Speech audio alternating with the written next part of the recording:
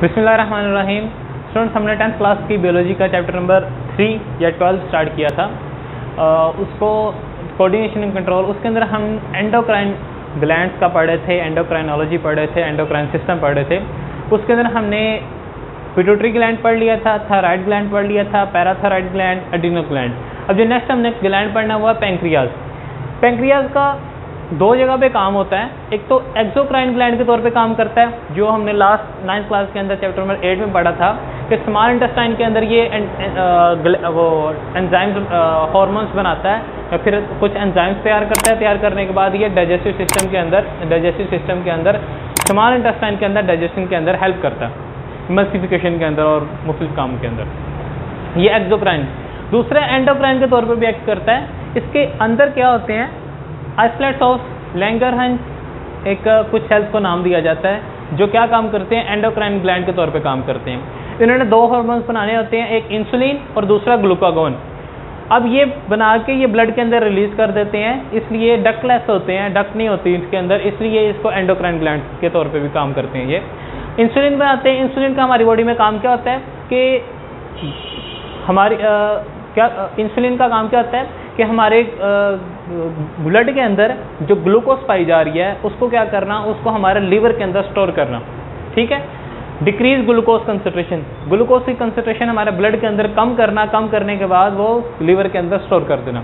दूसरा हार्मोन है ग्लूकागोन, ये इससे उल्टा काम करता है। जब हमें ज़रूरत होती है ग्लूकोज की हमारी बॉडी को, तो क्या करता है, लीवर के अंदर से ग्लूकोज निकालता है और निकाल के क्या कर देता है, ब्लड के अंदर रिलीज कर देता है। Increase concentration of glucose in blood, blood के अंदर रिलीज कर देता है। लेकिन यहाँ पर एक डिजीज भी आ जाती है, डायबिटीज मेलिटस।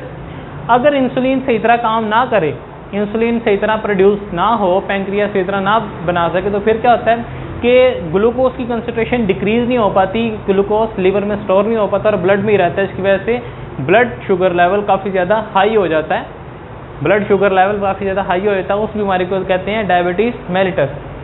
तो इस बीमारी का हल, ट्रीटमेंट के लिए इंसुलिन के इंजेक्शन लगाए जाते हैं। इंसुलिन के इंजेक्शन लगाए जाते हैं ताकि बॉडी से जब नहीं बना रही थी फिर बाहर से इंजेक्शन लगाए जाते हैं ताकि इंसुलिन ग्लूकोज लेवल को कंट्रोल करके रखे। ठीक हो गया। लेकिन इस पर भी मसला है कि इंसुलिन आए कहाँ से। पहले क्या होता था, स्टार्टिंग पे जब ये काम शुरू हुआ तो ये एनिमल से इंसुलिन निकाली जाती थी और ह्यूमन बींग्स को लगाई जाती थी। इसके अंदर क्या होता था कि एनिमल्स की जो इंसुलिन थी उसके साथ ह्यूमन बींग्स को काफ़ी इन्फेक्शन भी हो जाता था, ज़्यादातर हॉर्स वगैरह की इंसुलिन इस्तेमाल की जाती थी। उसके बाद फिर जेनेटिक इंजीनियरिंग के ज़रिए, बैक्टीरिया के ज़रिए क्या किया गया, इंसुलिन ह्यूमन बींग्स की प्योर इंसुलिन बनाई गई और फिर वही अब लगाई जाती है। ठीक हो गया। और इस बीमारी की का सद्देबाब किया जाता है। ये था हमारा पैंक्रियास।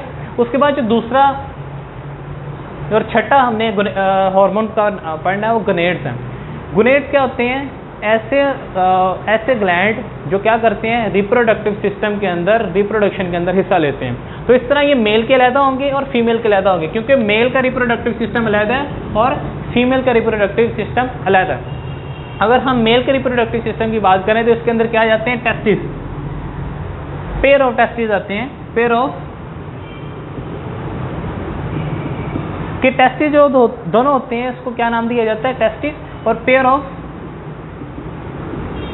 टेस्टिस, दो पेयर होते हैं। एक पेयर होता है, मतलब दो पाए जाते हैं टेस्टिस, जिनका काम क्या होता है, टेस्टोस्टेरोन को रिलीज करवाना।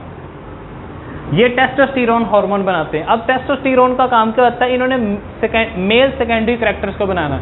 मतलब जब एक मेल बेबी छोटा होता है तो उसके कैरेक्टर्स और होते हैं, लेकिन जब वो बड़ा होता है तो उसके कैरेक्टर्स और होते हैं। उसके मुंह पर दाढ़ी आ जाती है, जिस्म पर बाल ज़्यादा आ जाते हैं। दूसरा ये है तो इसकी आवाज़ भारी हो जाती है। तमाम ऑर्गेनिज्म के अंदर ज़्यादातर जो मेल होता है उनकी आवाज़ जो क्या होती है, वजनी होती है, भारी होती है। तो ये भी सारा काम किसने करवाना होता है, टेस्टोस्टेरोन ने। टेस्टोस्टेरोन कौन रिलीज करता है, टेस्टिस। अगर हम दूसरी बात करें फीमेल रिप्रोडक्टिव सिस्टम के अंदर, तो इसके अंदर भी ओवरीज आ जाती हैं। इसके अंदर भी पेयर होता है, pair of ovary.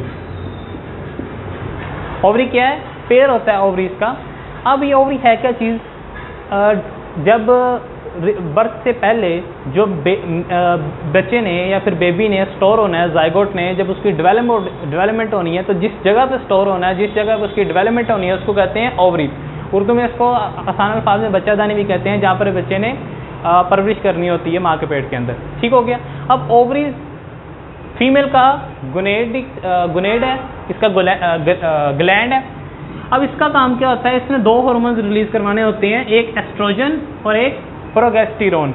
Oestrogen release करवाना होता है, प्रोगेस्टेरोन रिलीज करवाना होता है, और इन 2 हार्मोन्स ने मिलके फीमेल के सेकेंडरी कैरेक्टर को क्या करवाना होता है, डेवलपमेंट करवाना होता है। Female secondary character of female, इसके अंदर मेन क्या आ जाता है, डेवलपमेंट ऑफ ब्रेस्ट।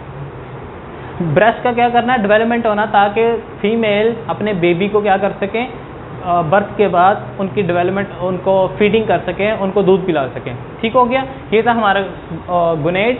इसके साथ साथ हमारे तमाम ग्लैंड्स खत्म हो रहे हैं। इसके मतलब आप लोगों ने कोई क्वेश्चन पूछना हो तो आप पूछ सकते हैं कमेंट करके। शुक्रिया।